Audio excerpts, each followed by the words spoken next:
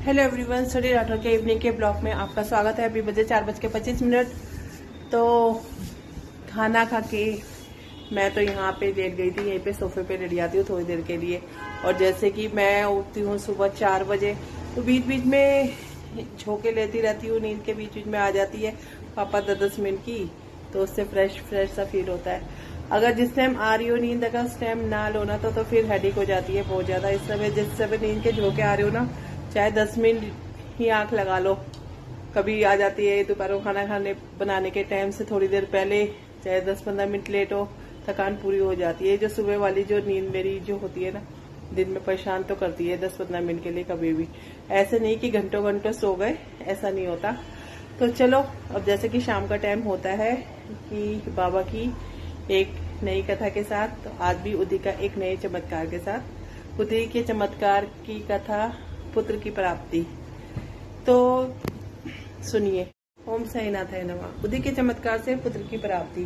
शिरडी के पास ही गांव होता है, उसमें एक लक्ष्मीबाई नाम की महिला रहती है, जिसके कोई संतान नहीं होती। वो बहुत परेशान रहती है, इतने साल हो गए होते हैं उसके विवाह को।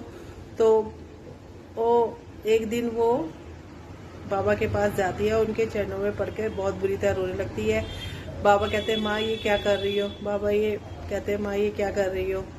तो वो बहुत बाबा से कहती है कि मैं बहुत परेशान हूँ अपने जीवन में बाबा, मैं बहुत ज्यादा परेशान हूँ अपने जीवन में।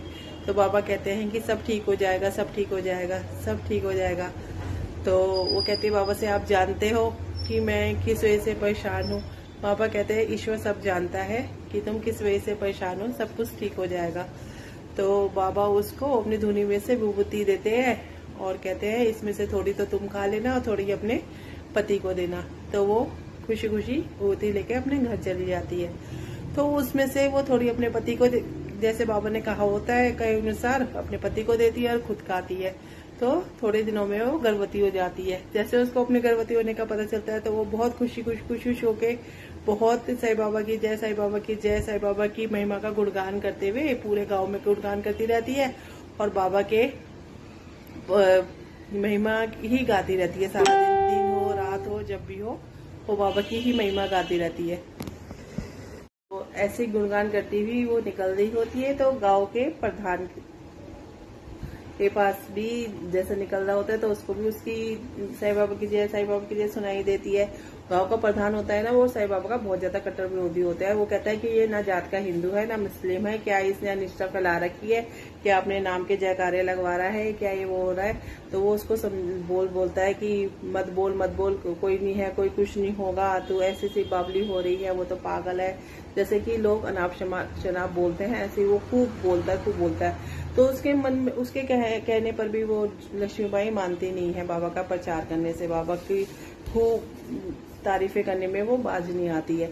तो कहते हैं, उस प्रधान कहता है, इसके लिए तो मेरे को कुछ ना कुछ सोचना पड़ेगा। ये तो उसको प्रसिद्ध करने के उसकी बाबा ही उसको लुटवा रही है, उस बाबा की, इसके लिए कुछ ना कुछ मेरे को करना पड़ेगा। तो वो क्या करता है कि एक दिन दवाई ऐसी, जो कि गर्भपात की दवाई होती है, किसी न किसी तरीके से वो उसको खिलवा देता है, किसी न किसी तरह खिलवा देता है, और वो उसकी जो योजना होती है उसमें सफल हो जाता है और वो खा लेती है।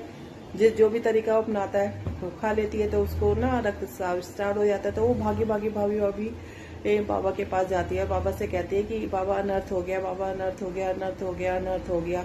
बाबा कहते हैं, क्या हो गया? तो वो बाबा को सारी बात बताती है कि ऐसे ऐसे मेरा घर ऐसे वो हो गया। तो फिर बाबा कहते हैं कोई घबराने की जरूरत नहीं है, ईश्वर अच्छा करेगा। तो बाबा उसको दोबारा विभूति देते हैं धुनी में से, तो वो वैसे ही दोबारा खा लेती है। तो उसका रक्तस्राव जो होता है वो रुक जाता है। तो फिर उसके थोड़ी देर बाद, जैसे ही वो विभूति खा लेती है ना, उसके थोड़ी देर बाद ही उस प्रधान को खून की उल्टियां होने लग जाती है, मुंह से खून की उल्टियां करने लग जाता है। उसको अपने किए का बहुत पश्चाताप होता है कि मैंने ऐसा ऐसा किया, वो ऐसा ऐसा किया। वो भी बाबा के पास जाके बाबा के चरणों में पड़ के बाबा से बहुत माफी मांगता है, मेरे को क्षमा कर दो बाबा, मेरे को क्षमा कर दो, क्षमा कर दो।